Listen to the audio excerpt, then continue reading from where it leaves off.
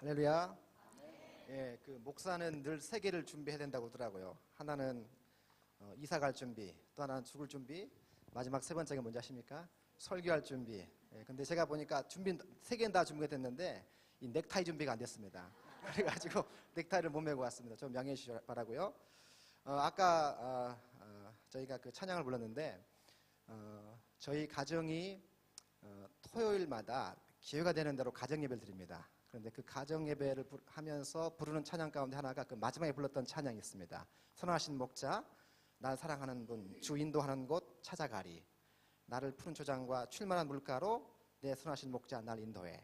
이 찬양을 제가 굉장히 사랑하는 찬양입니다. 이걸 불렀는데 우리 아이가 막내가 이제 6학년 됩니다. 그 아이가 이 찬양을 듣다가요 이런 질문을 합니다. 근데 노래가 좀 이상합니다. 그러는 거예요. 그러면서 하는 이야기가 아니 왜 초장이 파래요? 그러는 거예요. 왜 초장이 파래요? 푸른 초장과 그래요. 푸른 초장과. 야 초장이 파랗지 그랬어요. 그랬더니 이 아이는 지금 그 양떼들이 뛰는 초장이 아니고 상 위에 올라오는 그 초장 있지 않습니까? 그걸 생각한 거예요. 그래서 그 한참 그 이야기를 듣고서 막 웃었습니다. 아, 그래 맞다. 이게 그 초장이 빨갈 수도 있겠구나 라는 생각을 했는데 제가 그 이야기를 듣고 나서 그 찬양을 다시 부르니까 의미가 새롭더라고요. 왜냐하면 목자가 양을 잡아먹으려고 빨간 초장으로 우리를 인도하시는 게 아니고 물이 넉넉한 푸른 초장으로 인도하시는 분이다라는 생각이 있기 때문에 주님께서 선하신 목자라는 그 생각이 굉장히 마음에 와닿았습니다. 오늘 제목이 선한 목자입니다. 선한 목자, 선하신 목자. 신앙생활이 뭘까요? 신앙생활은 하나님이 누구신지 또 예수님이 누구신지를 알아가는 과정입니다. 다른 말로 표현하면 하나님에 대한 지식 또 예수님에 대한 지식이 점점 성장해가는 과정이다 이렇게 말씀드릴 수가 있겠습니다. 근데 오늘 본문에 보면 예수님이 누군지를 두 가지 비유로 설명합니다. 두 가지 비유로. 그러니까 예수님이 누군지를 알고 신앙생활을 하는 사람과 그냥 무조건 믿는 사람과는 그 신앙생활에 큰 차이가 있습니다. 그래서 하나님이 누구신지 예수님이 누구신지를 아는 사람들은 신앙의 진정한 의미, 참 행복을 느낄 수가 있는 것이죠. 그럼 오늘 본문에 보면 예수님이 누구신가? 이 요한복음만큼 예수님이 누군지를 잘 보여주는 하나님 말씀도 없습니다. 왜냐하면 요한복음에 7개의 선언문이 있습니다. 나는 누구누구다 라고 말하는 선언문이 나오는데 예를 들면 나는 세상의 빛이다. 요한복음에 나오는 이야기거든요. 또 나는 세상의 생명의 떡이다. 또 세 번째로 부활이요 생명이다. 다섯 번째로 나는 길이요 진리요 생명이다. 그다음에 제가 잘못했네요. 다섯 번째로 나는 참 포도나무요 너희는 가지다. 이렇게 5개 정도가 나오고 그 나머지 2개가 오늘 보는 10장에 나옵니다. 10장에 보면은 2개를 소개하고 있는데 이 본 말씀을 통해서 예수님이 누군가 저희가 같이 묵상하고 또 적용해보면 좋겠다 생각합니다. 자, 본문에 보면 첫 번째로 예수님은 양의 문입니다. 우리 7절 말씀을 같이 한번 읽어보겠습니다. 7절입니다. 시작. 그러므로 예수께서 다시 이르시되 내가 진실로 진실로 너희에게 말하노니 나는 양의 문이라. 자, 본문에 보면 첫 번째 예수님은 자신을 양의 문이라고 비유합니다. 양의 문. 오늘 10장에 보면은 그 예수님께서 자기를 소개하면서 당시에 있었던 목축업 또는 양을 기르는 그 목축업을 비유로 드시면서 자기를 소개합니다. 본문에 보면 이 2개의 비유가 나오는데 첫 번째로 1절부터 6절까지는 똑같이 양치는 목축업이지만 좀 다른 이야기를 합니다. 1절부터 6절까지는 한 동네에 큰 마당에다가 울타리를 치고 여러 명의 목자들이 자기 양떼들을 밤이 되니까 한 울타리에 다 집어넣습니다. 집어넣고 그 안에 양들 다 집어넣고 그 다음에 문지기 우리말로는 또는 싹군 목자를 한 명을 세워서 밤새도록 그 양들을 지켰다가 아침에 해가 뜨니까 자기 목자들이 다 그 울타리에 와가지고 자기 양떼를 불러내는 그런 모습입니다. 두 번째가 7절부터 10절에 나오는 이야기인데 여기 보면은 이제는 여러 명의 목자가 아니고 한 명의 목자가 푸른 그 뜰에서 양들 먹이다가 밤이 됩니다. 밤이 되니까 동굴 안으로 양들을 다 집어넣고 거기 그 출입문에 자기가 앉아서 마치 양의 문처럼, 양의 울타리에 출입문처럼 딱 입구에 앉아가지고 안쪽에는 양들이 있고 바깥쪽에는 들이 있는 그런 모습을 보여주고 있는 것이죠. 그래서 오늘 읽은 것처럼 나는 양의 문이다라고 말할 때는 동굴 속에 양을 집어넣고 그 출입문에 목자가 앉아서 지팡이를 들고서 밖에서 오는 일이나 추위로부터 양들 지키고 있는 모습을 보여주고 있는 겁니다. 자, 그러면 예수님께서 나는 양의 문이다라고 하셨을 때 이게 무슨 뜻일까? 방금 제가 설명드렸기 때문에 어느 정도 이해할 수 있는데요. 바로 양들을 지키고 있는, 밤새도록 양들을 동굴에 집어넣고 그 앞에 출입문에 앉아가지고 밖에서 이리와 추운 날씨들이 또는 강도가 양들을 해치지 못하도록 지키는 그런 역할을 하는 것이다 라고 말씀하시는 거죠. 자, 예수님께서 양의 문이다 라고 말씀하실 때 이걸 조금 더 쉽게 설명을 해보겠습니다. 밤에 여러분 밤에 잠을 주무시면서 아마도 다 집에 문을 잠그고 주무실 겁니다. 문을 열어놓고 주무신 분들은 굉장히 정신병원에 가보실 분들이겠죠. 예. 도둑이나 강도가 들어오기 때문에 문을 잠궈놓고 잡니다. 그러니까 문은 단순히 출입문이 아니고 안전, 생명을 보호하는 그런 것이 됩니다. 제가 영국에서 유학할 때 한 번은 이런 일이 있었습니다. 굉장히 그날은 날씨가 비도 오고 캄캄한 날이었는데요. 제가 공부하던 그 방, 스터디룸이 이 건물을 통과해서만 도달할 수 있는 곳이었습니다. 그런데 평상시에는 문이 닫혀 있는데 가끔 문이 잠겨 있을 때가 있습니다. 그러면 이제 그 건물을 돌아서 가야 되는데 그날따라 비가 부슬부슬 내리고 좀 어두웠어요. 스코틀랜드가 그렇게 어두운 곳인데 평상시 같으면 문이 열려 있어야 되는데 또 문이 닫혀 있는 겁니다. 그런데 그게 막다른 골목입니다. 갔는데 거기에 그 흑인 한 사람이 후드를 이렇게 탁 머리에 둘러쓰고요. 서 있는 겁니다. 평상시 같으면 문제없이 지나갔겠지만 왠지 기분이 좀 깨름직할 때가 있죠. 여러분 사시다 보면 굉장히 사람이 좀 무서울 때가 있지 않으십니까? 예, 바로 그런 상황이었어요. 딱 보니까 이분이 그냥 서서 이렇게 쉬고 있는 게 아니고 누군가를 이렇게 위협을 해가지고 돈을 뺏으려는 그런 것처럼 보였습니다. 물론 제가 힘이 셉니다. 힘이 세가지고 그 사람을 제압할 수도 있었겠지만 그 사람이 다칠까봐 다칠까봐 제가 좀 위협을 느꼈어요. 그래가지고 바로 옆에 제 공부하는 방으로 올라간 스터디룸이 있는 그 건물이 있었습니다. 제가 들어가가지고 문을 딱 닫았습니다. 자, 그럼 무슨 이야기냐면 문은 단순히 사람의 들랑달랑하는 것이 아니고 사람의 생명을 지켜주고 안전을 지키는 역할을 하는 걸 알 수가 있죠. 따라서 예수님께서 양의 문이라고 말씀하셨을 때는 내가 양떼를 보호하는, 생명을 보장해주는 그런 역할을 하는 사람이다 이렇게 말씀하는 것이죠. 9절에 보면은 이렇게 되었습니다. 우리 9절 말씀을 다 같이 한번 읽어보겠습니다. 9절입니다. 시작. 내가 문이 누구든지 나로 말면 들어가면 구원을 받고 또는 들어가서 나오며 들으리라. 예, 내가 양의 문이니 나로 말미암아 들어가면 밖에 사나운 이리와 취로부터 구원을 얻습니다. 보호를 받는 것이죠. 그리고 또 그 문을 들락날락하면서 꼴을 얻는 걸 하게 됩니다. 또 10절에 보면은 양이 생명을 얻고 이 목자 때문에 더 풍성한 삶을 살게 될 거라고 이야기합니다. 우리가 예수님 안에 있으면 양들이 목자가 지키는 문 안에 있으면 양떼들이 행복합니다. 생명의 보장을 받는 것이죠. 마찬가지로 우리도 예수님 안에 있으면 예수님께서 우리를 보호하십니다. 예수님 안에 머물기만 하면 어떠한 위협, 어떠한 공격으로부터도 보호를 받게 됩니다. 왜냐하면 예수님은 양의 문이기 때문에 그렇습니다. 우리가 예수님을 구주로 믿는 모든 사람들은요, 하나같이 예외도 없이 다 예수님 안에 있는 그런 예수님 안에 들어와 있는 사람들이죠. 마치 동굴 안에 들어있는 양들은 그 안에 미운 양, 고운 양 다 있습니다. 동굴 안에 미운 양, 까칠한 양, 연약한 양, 양아치 같은 양 다 있습니다. 그런데 목자가 지키고 있기 때문에 그 어떻게 생긴 양이라도 보호를 받는 것이죠.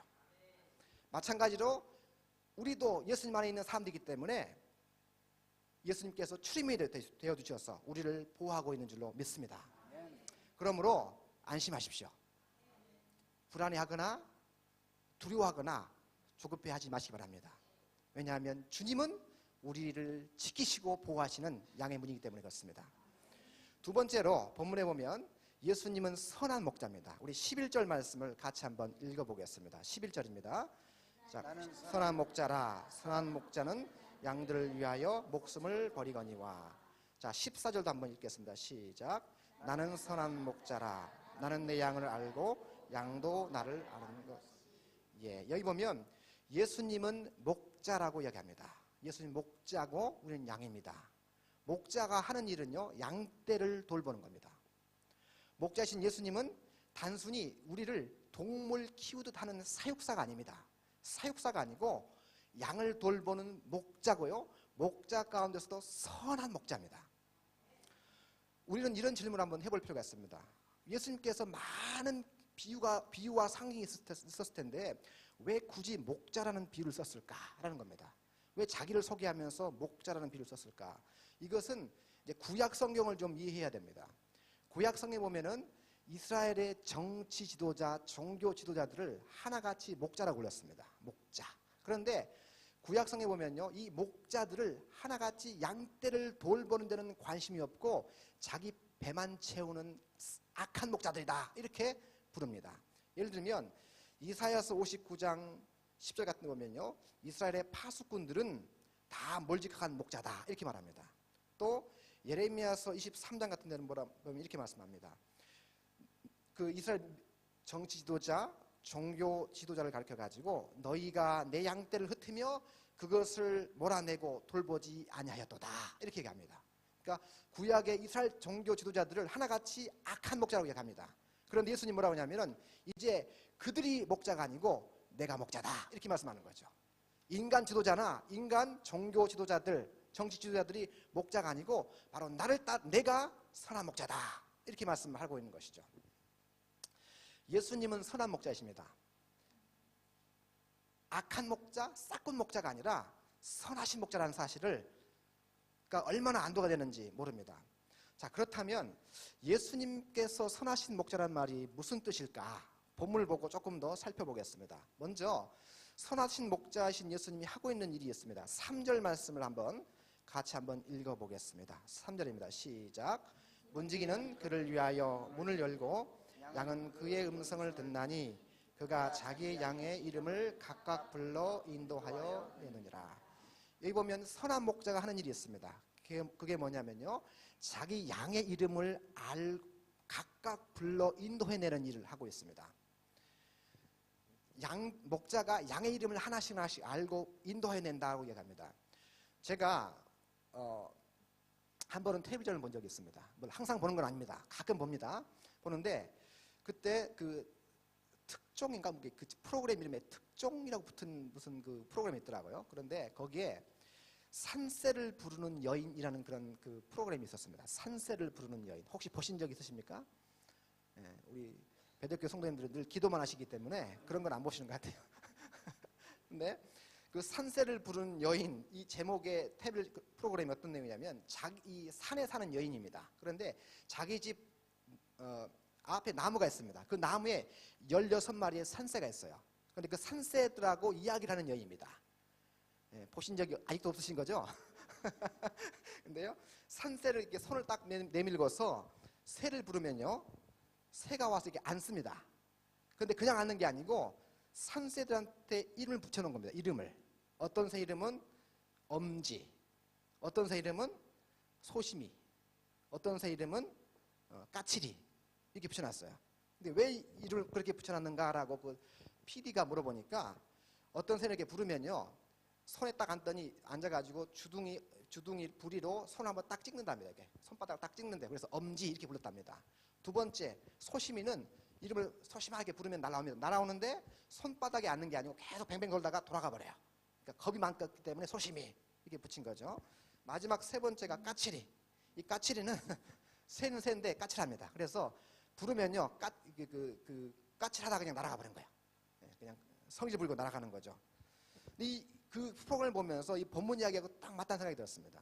본문에 보면, 그러니까 이 여인한테 물어봤어요. 산새를 부른 여인한테 그 PD가, 아니 어떻게 해서 새 이름을 다 이렇게 붙이고 기억하십니까? 그랬더니 새 이름을 붙이려고 그러면 새의 특징을 보고 다 이렇게 보면서 이름을 붙인다는 겁니다. 그래서 아까 말했던 것처럼 손바닥에 앉아서 콕 뭡니까? 부리로 찍으면 엄지 이렇게 해서 특징이 있는 대로 이름을 붙이고 그다음에 그걸 기억한다고 하더라고요. 그런데 마찬가지로 오늘 본문도 그렇죠. 목자가 양의 이름을 붙이는 일을 하고 있습니다. 그리고 그 목자가 양의 이름을 이렇게 하나씩 하나씩 붙이죠. 붙이고 예를 들면 이렇게 붙이는 것 같아요. 양순이, 양돌이, 양식이, 양정이, 양숙이. 혹시 죄송합니다. 혹시 이름 비슷한 분이 계시면 혹은 양들한테 김양, 박양, 이양, 최양 이렇게 붙이지 않았을까라고 생각을 합니다. 양에게 이름을 붙인다는 것은 목자가 양들을 그냥 무심하게 보는 게 아니고 자세히 본다는 거죠. 왜냐하면 특징을 알아야 되기 때문에. 또 하나 이름만 붙이는 게 아니고 기억해야 됩니다. 그래야 이름을 계속 부르면서 이름을 기억할 수 있지 않겠습니까? 그러니까 특징을 파악하고 기억한다는 것이죠. 관심을 갖고 특징을 파악하고 기억한다는 걸 알 수가 있습니다. 예수님께서 선한 목자라는 말은 이와 같이 예수님께서 우리들 한 사람 한 사람을 자세히 보고 계시고 또 기억하고 계시다는 것을 알 수가 있습니다. 예수님은 여기 있는 저와 여러분을 한 사람 한 사람을 다 보고 계신 걸 알 수가 있습니다. 그 말은요, 우리의 약점, 우리의 단점, 우리의 인격의 모난 부분까지 다 알고 계신다는 거죠. 그러면서도 특별하게 관심을 가지면서 사랑하신다는 겁니다. 제가 그 대학을 다닐 때 대학교 1학년 때 어떤 교수님 만났습니다. 그런데 이제 2년이 지나서 그리고 나서 그분을 한 번도 만난 적이 없다가 3학년 때 다시 그분 수업을 들었어요. 첫 시간에 수업을 딱 들어갔더니 저를 딱 보더니요, 야, 너 김경식 아니야? 이러는 거예요. 제가 그걸 듣고 기분이 나빴겠습니까? 좋았겠습니까? 예, 알긴 아시네요. 예, 그렇습니다. 2년이 지났는데 저를 기억하면서 야, 제 얼굴을 기억하시고요, 이름까지 기억하신 겁니다. 그래서 이거 내가 상당히 교수님한테 좀 인상이 좋게 바뀌었었나 보다 이런 생각을 했습니다. 그러니까 누가 내 이름을 기억해주고 부른다는 것은요, 이런 사건을 놓고 볼 때는 굉장히 나에게 관심을 갖고 있다라는 생각을 갖게 만드는 것이죠. 하나님의 이런 특별한 은혜가 우리에게도 있는 줄로 압니다. 왜냐하면 우리는 그분의 양들이기 때문에 그렇습니다. 하나님의 특별한 은혜가 목사님에게 믿음 생활 좋은 분에게만 있는 게 아닙니다. 모든 양들은요, 예수님께서 기르시는 양들입니다. 모든 성도들은. 그래서 한 명 한 명을 다 기억하시고 사랑하시고 특별한 은혜를 주시는 것이죠. 오늘 말씀이 그러지 않습니까? 그가 자기 양의 이름을 각각 불러 인도하였느니라. 이름을 다 알고 계신다는 것이죠. 자, 두 번째로 예수님께서 선하신 목자인 예수님께서 선하신 목자라는 말이 무슨 뜻인가? 두 번째 내용이 4절입니다. 4절 말씀을 같이 한번 읽어보겠습니다. 4절입니다. 시작. 여기 양을 내놓은 앞서가면 양들이 그의 음성을 아는 거로 따라오되. 여기 보면 선한 목자가 하는 일이 있습니다. 그것은 다름 아닌 자기 양들을 앞서가며 인도하는 겁니다. 앞서가며 인도하는 분이기 때문에 선한 목자라 이렇게 말을 하고 있는 것입니다. 그 서양에 여러분 텔레비전 안 보신다기 때문에 제가 설명을 하겠습니다. 텔레비전도 안 보시고 영화도 안 보시는 것 같으니까. 예?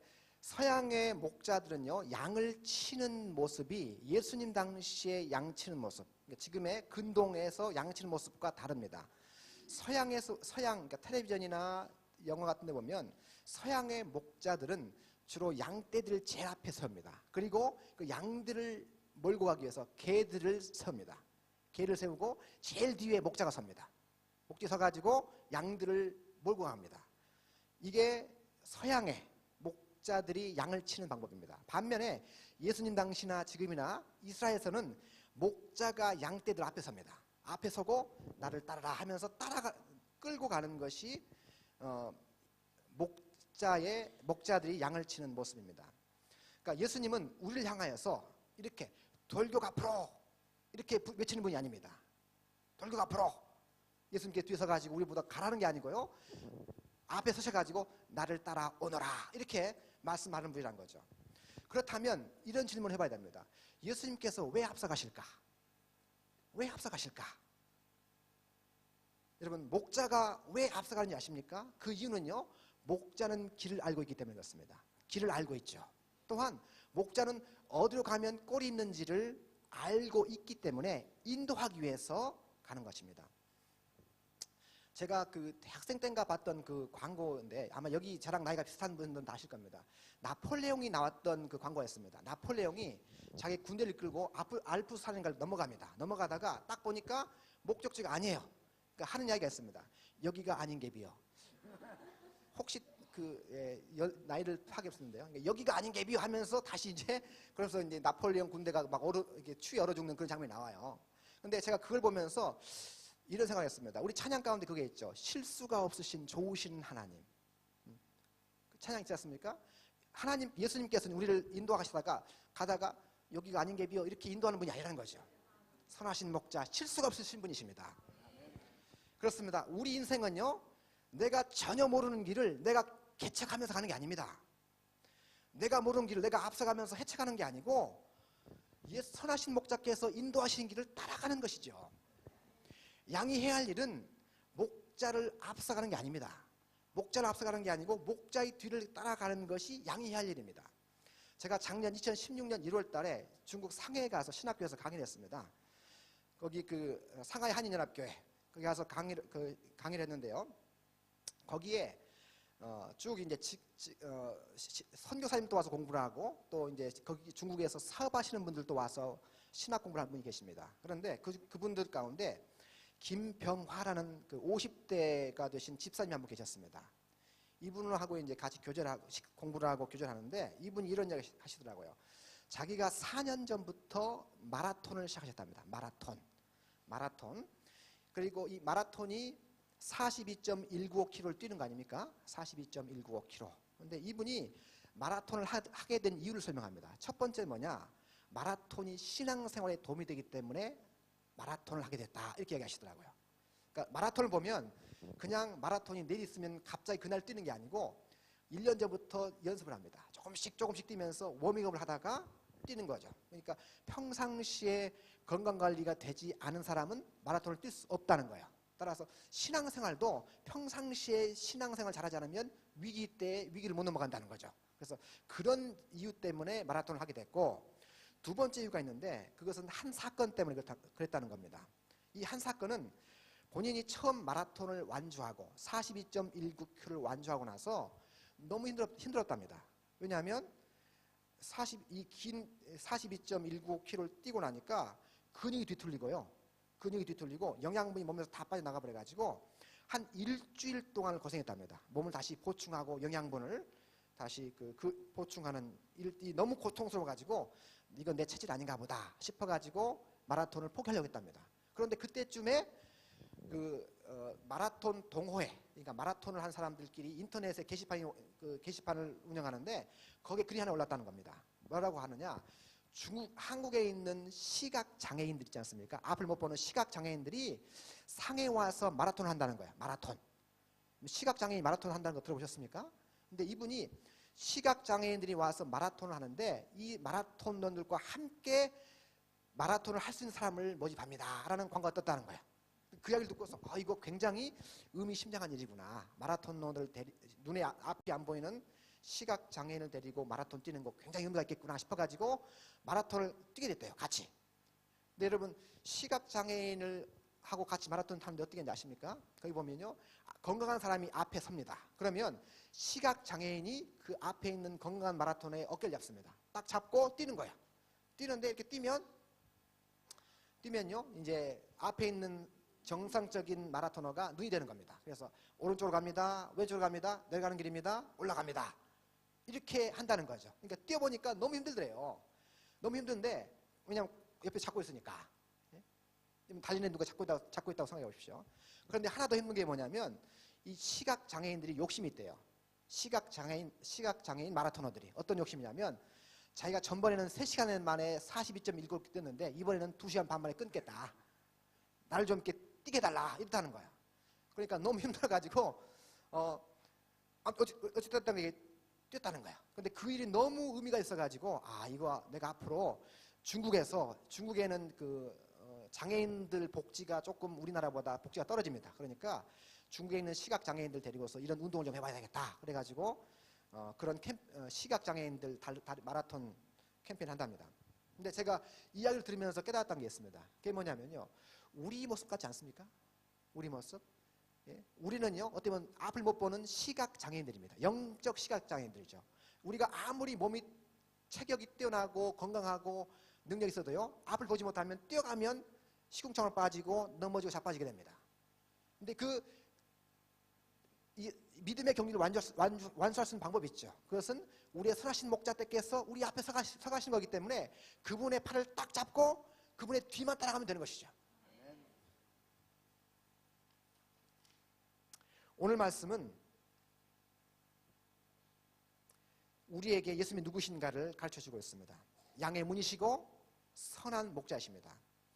그러나 오늘 본문은요, 단순히 예수님이 누군가만 가르쳐주는 게 아니고 우리가 무엇을 해야 될지도 가르쳐주고 있습니다. 우리가 무엇을 해야 될 것인가.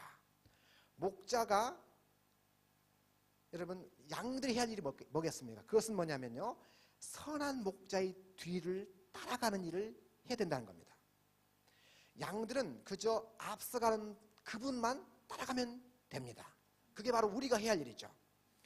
등산하시는 분들이 그런 이야기를 합니다. 초보 등산, 그러니까 처음 등산, 높은 산에 올라가신 분들은 자기 혼자 무슨 기술로 올라갈 게 아니고 딱 한 가지 방법이 있대요. 그게 뭐냐면 베테랑 등산객의 뒤꿈치만 보면서 따라가면 어느 순간인가 산의 정상에 올라갔답니다. 우리가 믿음의 경주를 하려고 그러면 우리 힘으로 이 믿음의 삶의 경주를 하는 것이 아니고요, 우리 앞서가시는 선하신 목자의 뒤꿈치만 따라가면 되는 줄로 압니다. 목자는 양들을 인도하는 것이 해야 할 일입니다. 그리고 목자는요, 절대로 양들을 위해서 해롭거나 위태한 것으로 인도하지 않습니다. 목자의 임무는 양들이 먹을 것이 있는 곳, 양들 위해서 가장 좋은 곳으로 인도하는 것이 목자가 해야 할 일입니다. 반면에 양들이 걱정할 일은 꼴이 어디 있는가? 이거 걱정하는 게 아니죠. 양들이 걱정할 일은요, 내가 예수님을 잘 따라가고 있는가에 있습니다. 선한 목자는 우리를 인도하신다고 약속하셨습니다. 반드시 양을 앞서가면서 양들 인도하겠다고 말씀하셨습니다. 그러므로 우리가 해야 할 일은 그분이 선하신 목자이심을 믿고 그 뒤를 어디로 인도하시든지 따라가는 겁니다. 여러분, 우리는 선하신 목자의 뒤를 따라가고 있습니까? 아니면 앞서가고 있습니까? 예수님을 신뢰할 수 없어가지고 예수님보다 앞서가면서 양이 목자를 인도하는 그런 실수를 하고 있지는 않습니까? 이리로 가는 것이 나한테 더 좋은 길입니다 하면서요, 목자의 목을 붙잡고 계시지 않습니까?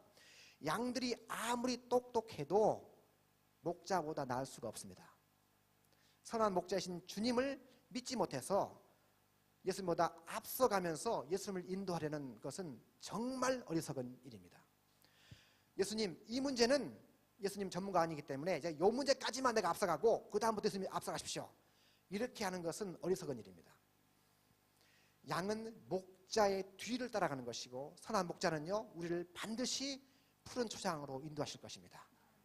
선하신 목자, 우리를 보호하시는 양의 문이 되신 우리 예수님께서 우리 앞서가시기 때문에 그분의 뒤를 따라가며 생명과 또 풍성함을 얻으시는 우리가 되실 수 있기를 주의 이름으로 권면드립니다.